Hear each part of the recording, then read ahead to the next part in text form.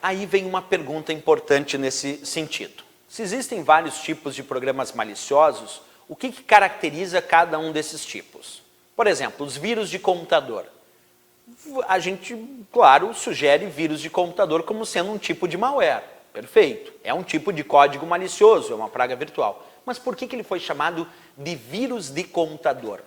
Bem, os vírus de computador receberam esse nome por ter uma similaridade com os vírus biológicos. Porque a ideia de um vírus de computador é, em primeiro lugar, ser um programa malicioso.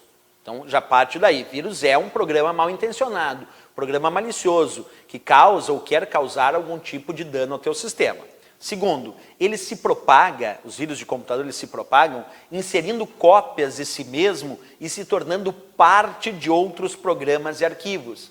Então, quando temos a ideia de um vírus de computador, ele é um programa malicioso, mas que se propaga infectando, inserindo cópias de si mesmo e se tornando parte de outros programas ou arquivos. Essa é a ideia de um vírus de computador. Bem, o que isso significa? Que ele precisa de um hospedeiro para funcionar. Porque o vírus de computador ele não funciona de forma independente. Um vírus de computador só funciona quando está dentro de um hospedeiro. E aí ele vai criando cópias de si mesmo em outros arquivos e outros programas, quer dizer, em outros hospedeiros, causando um processo de replicação. Aqui eu, inclusive, trago uma ideia. Imagina que aqui eu tenho a ideia de um arquivo e que esse arquivo está infectado com um vírus de computador. Observe, então, essa ideia. Aqui eu tenho um arquivo e esse arquivo está infectado com um vírus de computador.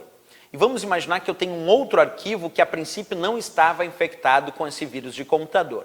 Aí eu resolvi abrir esse arquivo, executei esse arquivo que tinha o vírus, e assim que eu executei o arquivo, eu também coloquei em execução o vírus que estava dentro do arquivo.